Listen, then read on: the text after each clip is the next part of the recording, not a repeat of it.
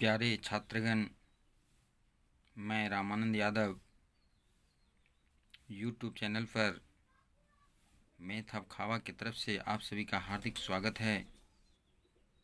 मैं आशा और उम्मीद करता हूँ कि आप लोग हमारी वीडियो को देखकर लाभ उठाते होंगे। इस किताब का अंतिम तक मैं वीडियो बना दिया हूँ, लेकिन इधर कुछ फर्स्ट में ही कुछ चैप्टर्स छूट गया है।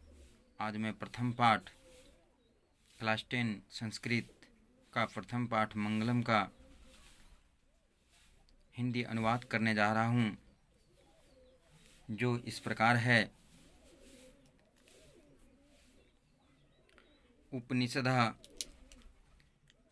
उपनिषदः वैदिक वाग्मिहस्य अंतिम भागे दर्शन शास्त्रस्य सिद्धांतान प्रकटयन्ति। इसका हिंदी अर्थ होता है कि उपनिषद वैदिक साहित्य के अंतिम भाग में दर्शन शास्त्र के सिद्धांतों का प्रकट करते हैं। यानी उपनिषद वैदिक साहित्य के अंतिम भाग में दर्शन शास्त्र के सिद्धांतों को प्रकट करते हैं। सर्वत्र परम पुरुषस्य परमात्मनः महिमा प्रधानतः ज्ञायते। सभी जगह परम पुरुष परमात्मा की महिमा की प्रधानता गाई जाती है। तेन परमात्मना जगत व्याप्त अनुशासितम चास्ति। उस परमात्मा के द्वारा संसार पूर्णतः व्याप्त और अनुशासित भी है। सह एवं सर्वेषां तपसां परम लक्ष्यम। परमात्मा सभी तपस्याओं का परम लक्ष्य है। अस्मिन् पाठे परमात्परः उपनिषदां पद्यात्मकः पंचः मंत्रा संकलितः सन्ति। अस्मिन् पाठे इस पाठ में परमात्मा की महत्ता का वर्णन करते हुए 5 श्लोक लिए गए हैं। अब इसका पहला श्लोक है जो कि ईशावास्य उपनिषद से लिया गया है। यहाँ पर बगल में लिखा हुआ है ईशावास्य उपनिषद से लिया गया है। अब थोड़ा सा इसको और समझाता हूँ कि मंगलम का अर्थ होता है कल्याणकारी, कल्याण देने वाला। मंगलम पाठ जो है ये उपनिषद से लिया गया है और उपनिषद के रचनाकार महर्षि वेदव्यास जी हैं। कुछ ऑब्जेक्टिव जो है पूछे जाते हैं, तो उपनिषद के रचनाकार कौन हैं, तो महर्षि वेदव्यास जी हैं। उपनिषद को कहाँ से लिया गया है, तो अभी हमने पहला लाइन बताया, दर्शन शास्त्र। वैदिक साहित्य के अंतिम भाग में दर्शन शास्त्र सिद्धांत से प्रकट है, यानी कि लिया गया है ये उपनिषद। और उपनिषदों की संख्या 108 है। ये सब ऑब्जेक्टिव्स में क्वेश्चन पूछे जाते हैं। अब हमारा पहला श्लोक है। 5 श्लोक में से पहला श्लोक जो है ईशावास्य उपनिषद से लिया गया है। और इस श्लोक में क्या कहता है, हिरण्यमयन पात्रेण सत्यः अपिहितं मुखम तत्त्वं पुष्णः व ऋणु सत्यधर्माय दृष्टये। इसका अर्थ होता है, कहता है, हे ईश्वर, सत्य का मुख सोने जैसे आवरण से ढका हुआ है। सत्य का मुख जो है सोने जैसे आवरण से ढका हुआ है, इसलिए धर्म की प्राप्ति के लिए उसे त्याग दें, तभी जो है सत्य की प्राप्ति संभव है। यानी कहने का मतलब है, धर्म की प्राप्ति के लिए मोह माया का त्याग करना होगा, तभी जो है सत्य की प्राप्ति हो पाएगी। कहने का अर्थ यह है कि मनुष्य जो है सांसारिक मोह माया में जकड़ा हुआ है। संसारिक चकाचौंध में वह सत्य को समझ ही नहीं पाता है। सत्य इस प्रकार ढक जाता है कि उसे पता ही नहीं चलता है कि कौन सा काम, कौन सा सत्य है और क्या असत्य है। इसलिए ईश्वर से प्रार्थना की गई कि हे प्रभु, उस माया से मन को हटा दीजिए, मोह माया से हमें त्याग करके परमपिता परमेश्वर से साक्षात्कार करवा दें। अब इसका स्वप्रसंगी व्याख्या भी पूछता जाता है कभी कभी।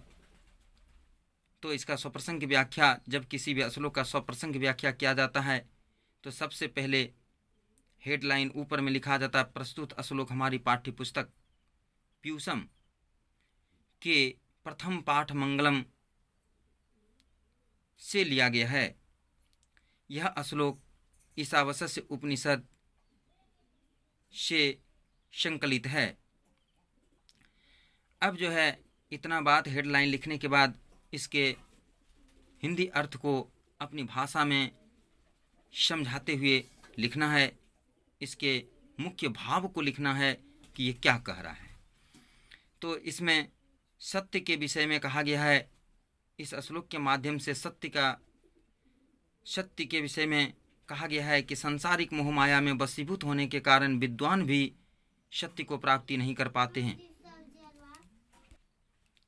मनुष्य जो है सत्य को समझ ही नहीं पाता है और वह अनावश्यक रूप से भटकते रहता है और परमपिता परमेश्वर से साक्षात्कार नहीं हो पाता है और जिंदगी भर भटकते भटकते जीवन मरण के फंदे में फंसा ही रह जाता, मुक्त नहीं हो पाता है।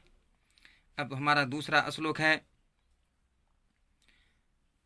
अनोरह अन्यानम महतो मह्यानम आत्मास्यः जंतु निहृतः गुह्याम तम कृंपसते वितशोको धातु प्रसाद महिमा आत्मानम।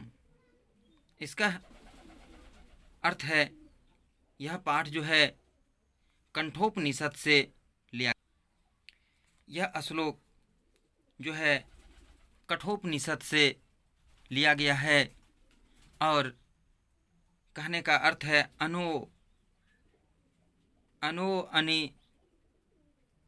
अनियानम महतो मह्यानम, यानी कहने का अर्थ है कि अनु मने अनु, अनियान मने सूक्ष्म, यानी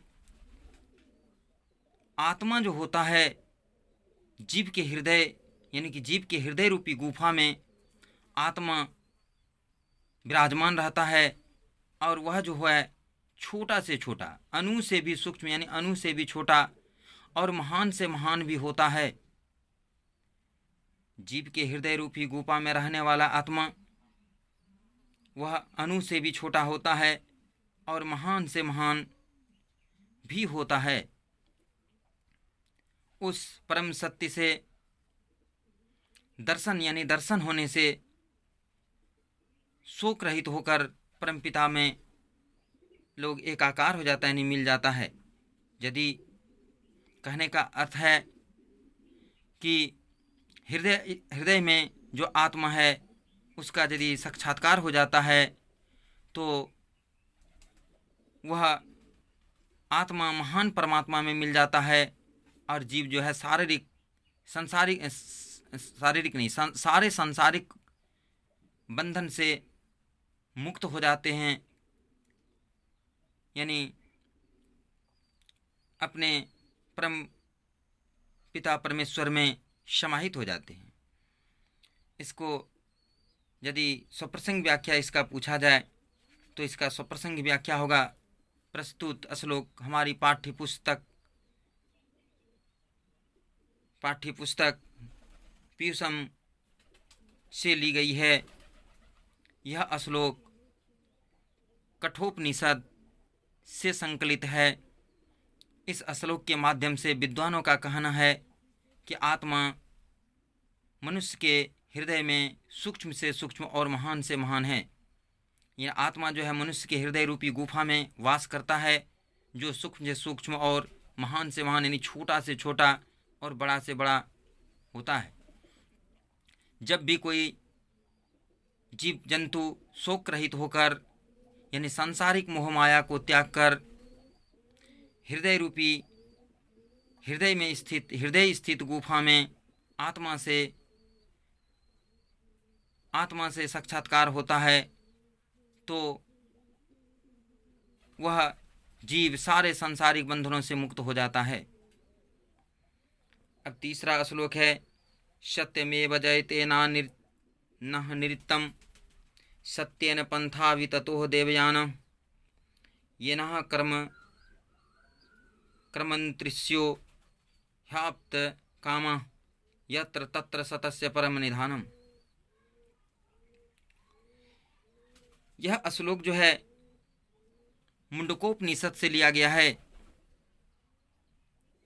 इस श्लोक का अर्थ है कि सत्य की जीत होती है, सत्येन जयते, सत्य की जीत सदा होती है, ना निरित्तम, यानी कि असत्य की जीत कभी नहीं होती है। सत्येन पंथा विततो देवयान, सत्य जो है ईश्वर तक पहुंचने का एक रास्ता है। सत्य के माध्यम से ही लोग परमपिता परमेश्वर तक पहुंच पाता है।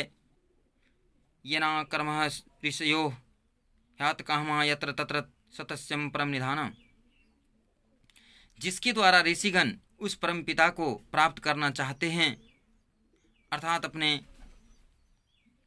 आत्मकल्याण के लिए जिस सत्य मार्ग का ऋषि अनुसरण करते हैं, वही सत्य ईश्वर तक पहुंचाने का सच्चा साधन या मार्ग होता है। फिर से दोबारा बोल रहा हूँ कि सत्य की जीत होती है और सत्य की नहीं। सत्य के द्वारा ही सत्येन पंथा, यानी सत्य पंथा मन रास्ता, सत्य ही देवताओं तक, ईश्वर तक, परमात्मा तक पहुँचने का रास्ता है, मार्ग है, जिसके द्वारा ऋषिगण उस परमात्मा को प्राप्त करना चाहते हैं। तो वो अपने आत्मकल्याण के लिए जिस सत्य मार्ग का ऋषि अनुसरण करते हैं, जिस रास्ते पर चलते हैं, वही सत्य ईश्वर तक पहुंचाने का मार्ग होता है। यानी सदा लोगों को सत्य पर चलना चाहिए। कहने का अर्थ होता है कि सत्य की ही विजय होती है, असत्य की विजय कभी नहीं होती है। सत्य ही एक ऐसा रास्ता है जो परमपिता परमेश्वर तक पहुंचाता है, और सत्य जो है उसका अवलंबन लोगों को सहारा नहीं लेना चाहिए। इसका स्वप्रसंगी व्याख्या होगा। प्रस्तुत प्रश्न हमारी पाठ्य पुस्तक फ्यूसम के मंगलम पाठ से ली गई है। यह श्लोक मुंडकोपनिषद, यहाँ पर बगल में लिखा हुआ है, यह श्लोक मुंडकोपनिषद से संकलित है। इस श्लोक के माध्यम से यह बताना चाह रहे हैं कि इस श्लोक के माध्यम से सत्य के महत्व पर प्रकाश डाला गया है। ऋषि मुनियों संतों का कहना है कि संसार में सत्य की ही जीत होती है, असत्य की जीत कभी नहीं होती है। कहने का अर्थ यह है कि ईश्वर की प्राप्ति के लिए सत्य की आराधना होनी चाहिए, सत्य का सहारा लेना चाहिए, न कि सांसारिक विषय वासनाओं में डूबे रहने से होती है। संसार जो है एक माया का जाल है तथा ईश्वर ही सत्य है। यानी कहने का अर्थ है कि यह संसार जो है एक माया का जाल है। लोग इसी माया के जाल में फंसे रह जाते हैं और सत्य को भूल जाते हैं। सत्य जो है ईश्वर ही सत्य है। इसलिए ऋषि मुनियों का कहना है कि यदि उद्धार होना है तो आत्मकल्याण के लिए सत्य के मार्ग का अनुसरण करें, जिससे कि जीव जो है अपने योनि से मुक्त हो पाएंगे और जन्म मरण से छुटकारा पाएंगे। अब है चौथा श्लोक। यथा नद्यः स्यन्दमानः समुद्रे अस्त्यं गच्छन्ति नाम रूपे विहाय तथा विद्वान नाम रूपाद विमुक्तम परात् परम पुरुषमुपेति दिव्यम। यह जो है श्लोक मुंडकोपनिषद से लिया गया है। इस श्लोक का अर्थ है यथा नद्या, यानी जिस प्रकार नदी शंदमान बहती हुई समुद्रे, ने जिस प्रकार बहती हुई नदियाँ समुद्र में मिल जाती है, समुद्र में मिल जाती है, समुद्रे अस्ति गच्छति नाम रूपेण विहाय, तो उसका जो है वहाँ पर अस्तित्वहीन हो जाता है, विलीन हो जाता है, समुद्र में मिल जाता है, समुद्र में उसका रूप जो है पता ही नहीं लगता है कि नदी है। यानी समुद्र इतना बड़ा है जो उसमें बहुत सारे नदियों के मिल जाने से भी कोई प्रभाव पड़ने वाला नहीं है, यानी उसमें नदी दिखाई नहीं देता है। तो कहने का अर्थ यह है कि जिस प्रकार बहती हुई नदियां समुद्र में मिलकर अस्तित्वहीन हो जाती है, यानी उसका रूप जो है समुद्र ही बन जाता है, उसी प्रकार विद्वान जो है परमपिता परमेश्वर के दिव्य प्रकाश से मिलते ही अपने नाम रूप से मुक्त हो जाते हैं और वह ईश्वर में ही मिल जाते हैं। यानी कहने का अर्थ है कि जिस प्रकार नदी समुद्र में मिलने से नदी का नाम मिट जाता है, नदी का रूप मिट जाता है, उसी प्रकार विद्वान लोग जो है परमपिता परमेश्वर से जब साक्षात्कार होती है, जब मुलाकात होती है, तो उस व्यक्ति का नाम भी मिट जाता है और वो परमपिता परमेश्वर में मिल जाते हैं। इसका स्वप्रसंग व्याख्या इस तरह है। प्रस्तुत प्रश्न हमारी पाठ्य पुस्तक पीयूषम के मंगलम शीर्षक पाठ से ली गई है। यह श्लोक मुंडकोपनिषद से संकलित है। इस श्लोक के माध्यम से विद्वानों का कहना है, ऋषि मुनियों का कहना है कि जिस प्रकार बहती हुई नदियाँ समुद्र में आकर समुद्र का रूप ग्रहण कर लेती है, उसी प्रकार विद्वान ईश्वर के दिव्य प्रकाश में मिलकर जीव योनि से मुक्त होकर जन्म मरण से छुटकारा पा लेता है। कहने का अर्थ है कि जीव जो है रूप से मुक्ति पाकर सत्य का रूप धारण कर लेता है और जन्म मरण का चक्र जो है वो खत्म हो जाता है। यहाँ जो है ये संसार जो है माया मोह का जाल है, माया मोह में लिपटा रहता है और उसे आत्मज्ञान नहीं मिल पाता है। आत्मज्ञान होते ही वह जीव जो है अपनी मनुष्य योनि से मुक्त हो जाता है। 5वां श्लोक है वेदाहमेतं पुरुषं महान्तं आदित्यवर्ण तमसः परस्तात् तमेव विधि त्वहाति मृत्युमेति नान्यः पंथा विद्यते यनाय। यह पाठ जो है स्वतरोपनिषद उपनिषद से लिया गया है। श्वेता स्वर उपनिषद से लिया गया है। इस श्लोक का हिंदी अर्थ यानी इस श्लोक के माध्यम से कहना चाहता है कि ईश्वर ही प्रकाश का पुंज है, उन्हीं के दिव्य आलोक से सारा संसार जो है आलोकित होता है, प्रकाशमान होता है।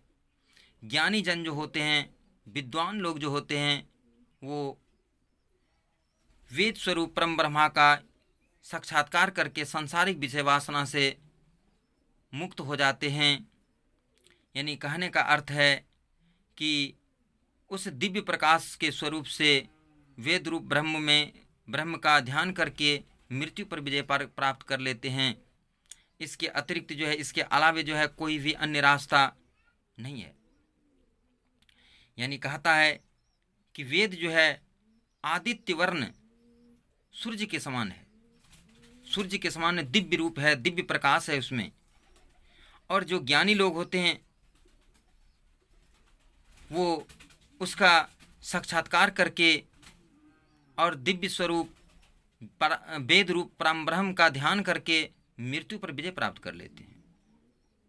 अब इस श्लोक का सुप्रसंग व्याख्या प्रस्तुत प्रश्न हमारी पाठ्य पुस्तक पीयूषम के मंगलम शीर्षक पाठ से ली गई है। यह श्लोक श्वेतः स्वर उपनिषद से संकलित है। इस श्लोक के माध्यम से ऋषि मुनियों का मानना है, ऋषि मुनियों का कहना है कि ईश्वर ही प्रकाश का पुंज है। जिस प्रकार सूर्य उदय होने के बाद पूरा संसार प्रकाशमान हो जाता है, उसी प्रकार ईश्वर जो है एक प्रकाश का पुंज है। उन्हीं के दिव्य प्रकाश से सारा संसार जो है जगमगाता है। यदि ईश्वर का प्रकाश नहीं होता तो सारा संसार नहीं जगमगाता। जिस प्रकार सूर्य के प्रकाश से सारा संसार जो है, सारे संसार में रोशनी फैल जाती है, सारा संसार जो है उजाला का अनुभव करता है, उसी प्रकार आत्मा जो है, ईश्वर जो है प्रकाश का पुंज है। उसी प्रकार और ज्ञानी जन जो है उस ईश्वर का साक्षात्कार करके सांसारिक विषय वस्तुओं से मुक्त हो जाते हैं। जन्म मरण का छुटकारा उसको मिल जाता है। ज्ञानी जन ऋषिगण उस सत्य सनातन पार ब्रह्म के रहस्य को जानकर अपना अनुभव प्रकट करते हैं तथा मृत्यु पर विजय प्राप्त करते हैं। तो इस प्रकार से इस श्लोक का सुप्रसंग की व्याख्या इस प्रकार है और मंगलम पाठ यहीं पर समाप्त होता है।